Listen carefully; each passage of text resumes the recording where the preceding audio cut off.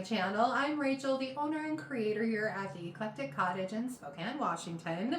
Today is Saturday, and for today's video, I have some more kind of springy thrift flips for you guys. Some of the items that I use in today's video I've had in my stash for ages, and so it was so nice to get them done and ready to go out on the floor. And I used some colors in today's video that I don't often use, especially as like a focal point. So it's kind of a fun video to put together. I hope you guys really enjoy it. But before we get to it, I just wanted to mention, stay tuned to the end.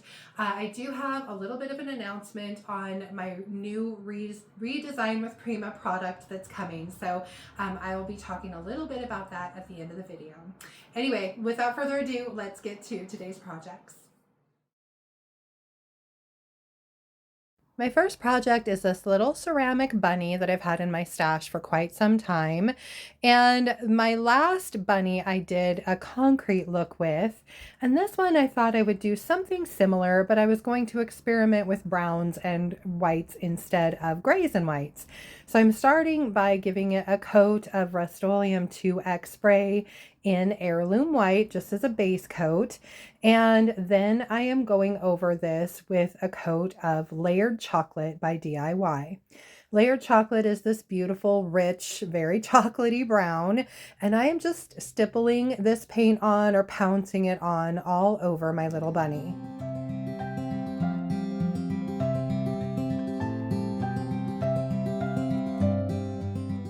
Once I had a good coat of the Layered Chocolate on, it was time to experiment. I honestly did not clean my brush. I just wiped it off as best I could, and then I dipped it into a little bit of crinoline and began blending that onto the bunny. Obviously, it turned into a lighter shade of brown in places and it was still a little bit more white in others, and I just worked my way around the little bunny, blending in some of that crinoline to give it kind of a patchy effect.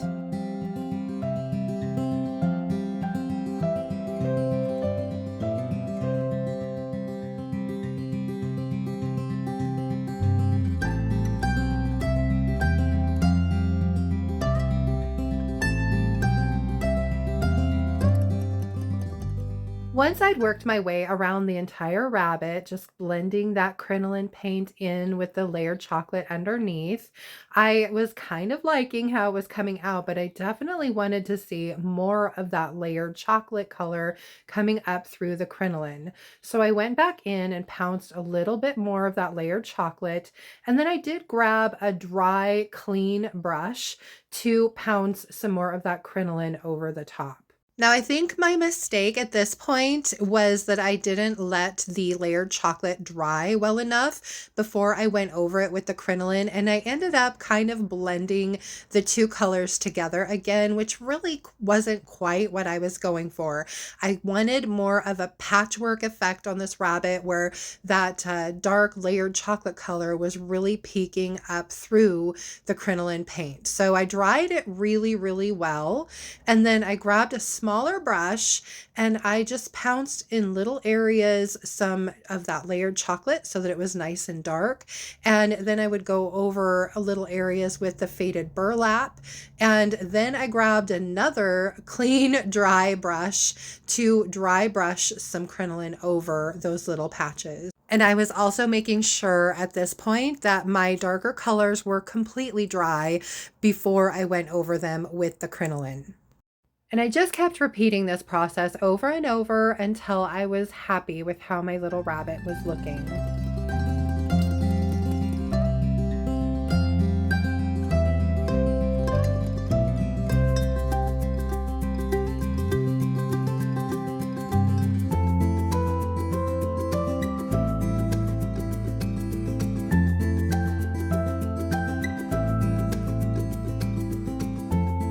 Once I was finished, I let him dry completely, and I am sealing him with one good coat of DIY's clear wax. I did not want to change his color at all. I just wanted to simply enhance it with this beautiful wax, and so that's what I'm doing. I love the soft, very matte finish that wax gives to a piece, and it is definitely my go-to for most things. In the end, I am really happy with how my rabbit came out. It was a lot of fun experimenting with the paints, and I will definitely use this color combo again in the future.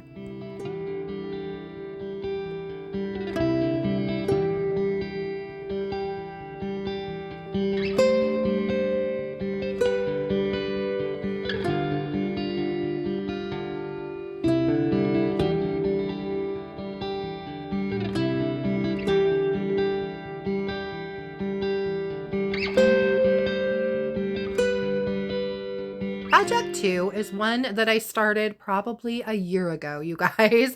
I had taken this out and sprayed it with this brown spray paint and then never could figure out exactly what I wanted to do with it from there. So in my stash it went, and so I finally decided it was time to finish it up and get it out into my displays. I am going over it with a color I don't use very often. I don't really know why. It's a beautiful color. This is Mint Chip by DIY. It's a very soft, pretty, springy color, and I am going over this little metal candle holder by pouncing the paint on. I didn't want full coverage. I really wanted this to look kind of aged, like it had been around for a while. Now I wanted my color to be nice and bright, so I did go over this with a second coat. Again, though, I really wasn't trying to have perfect coverage. I knew I was going to be distressing this to make it look more aged, so I wasn't too worried if I didn't touch every square inch of the candle holder. Then it was on to the distressing. Now for this, I really didn't want to have it be just paint rubbed off in big chunks. I wanted it to look more like it had been around the block, you guys. So I am kind of dabbing the paint back off. I would hold the damp shop towel kind of over the paint to reactivate it and then just kind of pull it off so that it looked a little bit more naturally aged. Once I had gone around the entire piece and dabbed off a little bit of that mint chip paint, I did go back over it and just kind of wipe off a few areas so that the brown really shined through that mint chip and gave it more of a two-tone, very distressed, kind of old world look.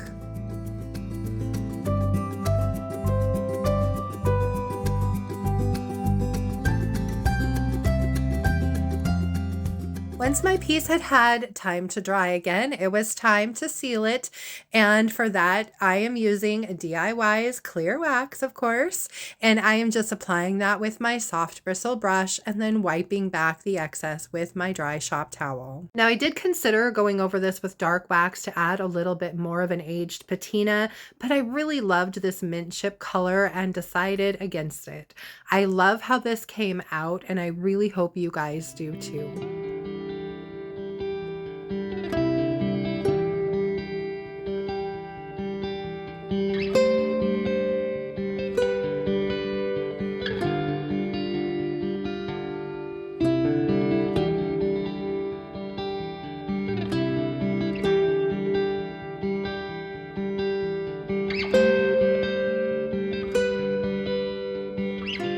My third project is this little piece of art that I've had in my stash for years. And at first I had thought about actually replacing the art with something else, but I really kind of liked the picture that was in it. So I decided instead to just go ahead and paint the frame. So I'm using some blue tape to tape off my glass, and then I am going in with 2 coats of that layered chocolate paint.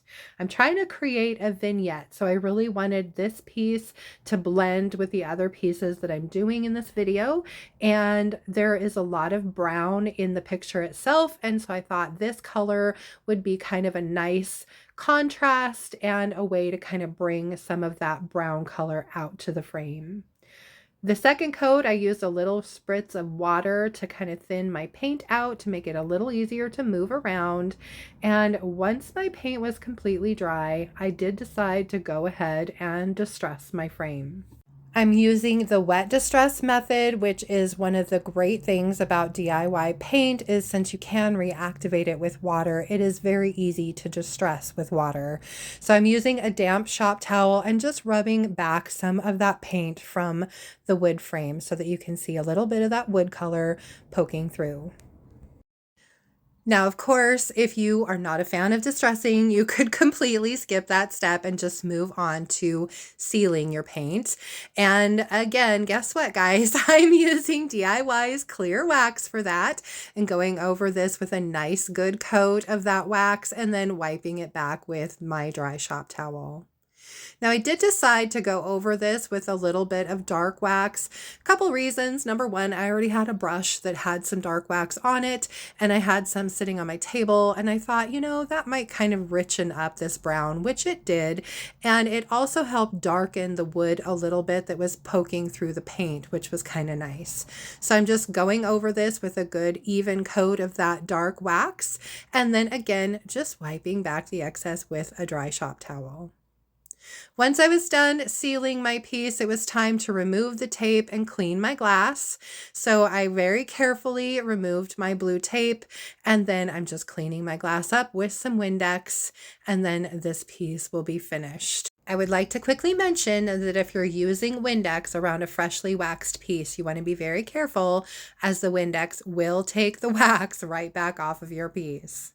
I love how this frame ended up turning out. I think it's perfect for my vignette, and I hope you guys like it too.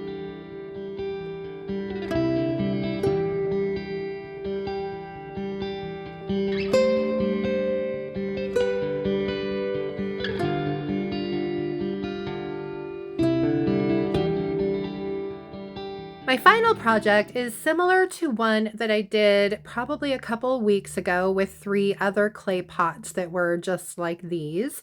And I am doing a similar effect on these, but then I'm going to be finishing them just a little bit differently. So I'm starting off here with a coat of Rustoleum's 2X spray paint in Espresso, which is this beautiful dark brown. And I'm making sure that I give the outsides of these a really good coat of that paint. I took them inside so they could dry for a little bit, but while they were still just a little bit tacky to the touch, I mixed up some of Sweet Pickins Milk Paint in Creamy. I left out the extra bond and I began painting my pots. So I'm giving these one good coat each, and in between coats, I'm going to be drying them with my hairdryer to add a little bit of heat and quicken up the dry time and hopefully get a nice crackle effect. So once I have a good coat on all 3 pots, I grab out my hairdryer and go through each one and dry them very carefully with that hairdryer, and that heat will help it to begin to crack. Once all 3 of the pots were dry, I went ahead and put another coat of the Sweet Pickins Creamy over the top. And once I had each pot painted, I went ahead and hit it with the hairdryer again, just to make sure that I got some good crackle on each of them.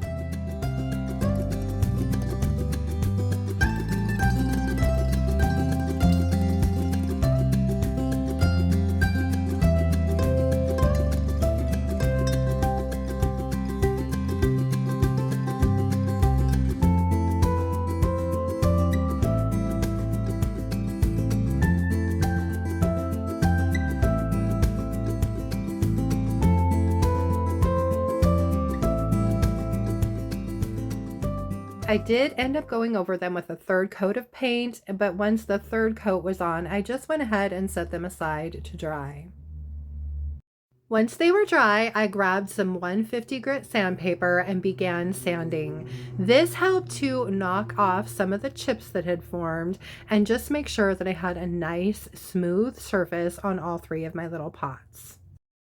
Now you can see here how some pots really chipped more than the others, and it was very random. And that is one of the things about milk paint, you guys. If you leave out the extra bond, you basically give up control as to exactly what kind of finished look you're going to have.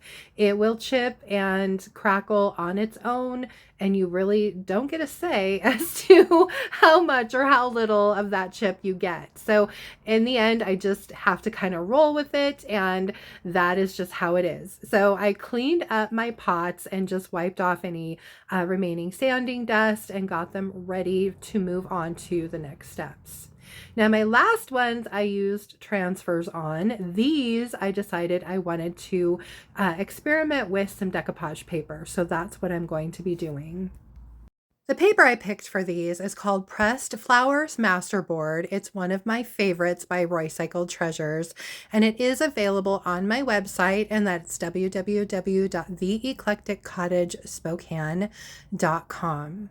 The first image I'm using is this little rabbit, and I used a paintbrush dipped in water to go around it, and then I tore it out from the paper. And the reason I did that rather than cutting it out was that I wanted these nice frayed kind of edges to my paper. Once I had it cut out, I went over a portion of the back of it with some clear liquid patina by DIY. I then placed it on my pot where I wanted it, finished going over the rest of the back with the liquid patina, and then smoothed it out over my pot. Then I went over it with another coat of the liquid patina, and I'm only going over the bunny with this. I don't want the liquid patina on the rest of my pot at this point. So I'm smoothing it out with my fingers and just really making sure that I have good adhesion.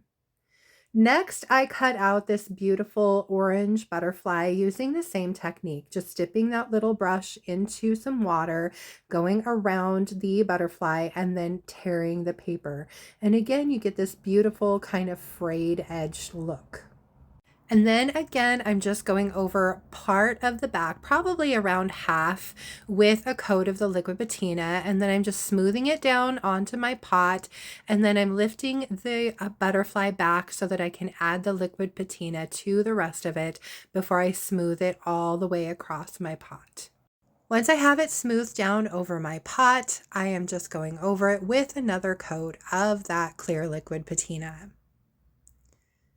For the third pot, I'm going to use this same procedure, and I'm going to be applying the little green butterfly.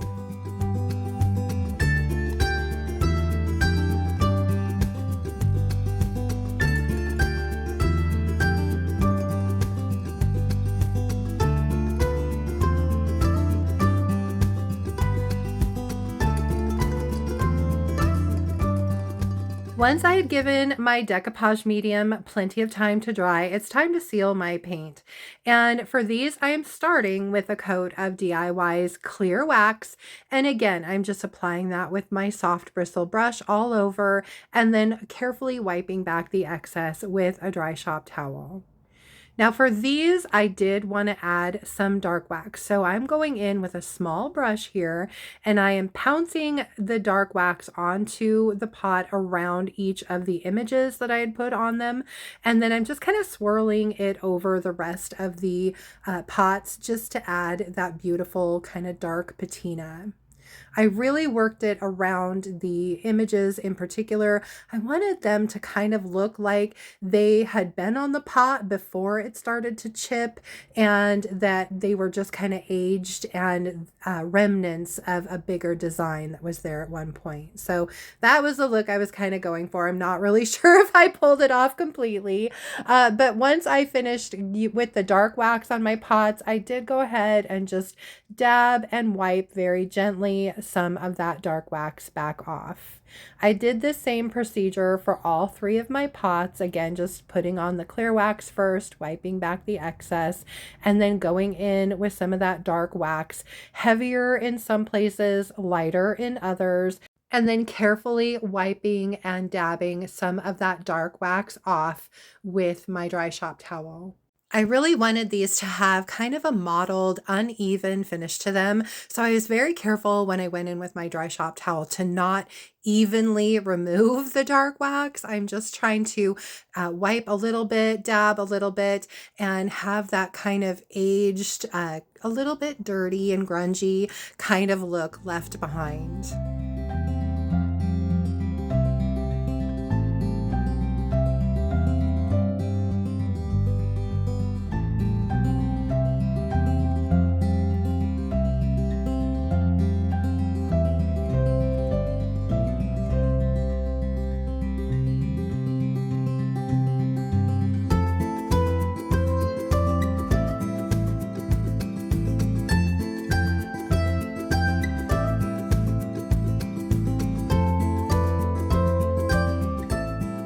I ended up really liking how these pots came together. I think the dark wax was a perfect touch for them.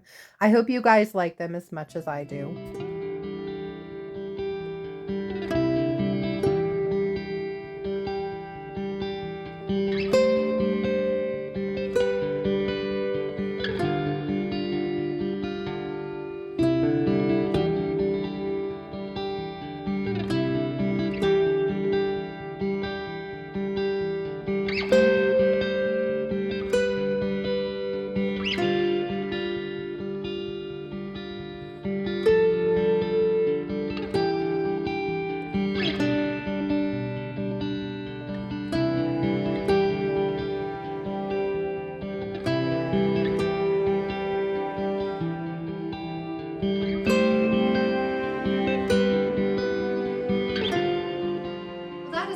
For today, you guys. I hope you liked my spring themed projects. I have to say it was very nice to get some of those things done finally and out of my stash. So that felt really good. It was also kind of nice to use that mid chip color. I have a feeling that will be seen a little bit more in the future. So stay tuned for that. If you did like today's video, please remember to give it a thumbs up. I so appreciate that, you guys. And if you haven't already, I would absolutely love it if you would subscribe to my channel, and then of course just hit the little notification bell so you don't miss anything. And then don't forget to drop a comment below and let me know what you thought of today's projects. Before I say anything else, I just kind of wanted to mention I do have the new redesign with Prima products coming. They are scheduled to be here on Tuesday. I messed up on my order, you guys, and my credit card, blah, blah, blah. Anyway, they will be here in time for the release, which is on the 29th. And I will also be showing you the new product that I got on Wednesday's video. So I hope you'll join me back here for that. I wasn't able to get the entire new release, but I think you guys are gonna really love the things that I did get. So please join me here so I can show those all to you on Wednesday. Just a quick reminder, I do carry a pretty full line of paint and products here in the cottage. I carry DIY as well as Sweet Pickins Milk Paint, redesigned with Prima, of course, and some Roycycled Treasures decoupage papers. And you can check all of those out at my website at www.theeclecticcottagespokane.com. So I'm excited to show everything to you on Wednesday. I hope you'll be here for that. Until then, I hope you guys have a fantastic rest of your weekend and beginning of the week.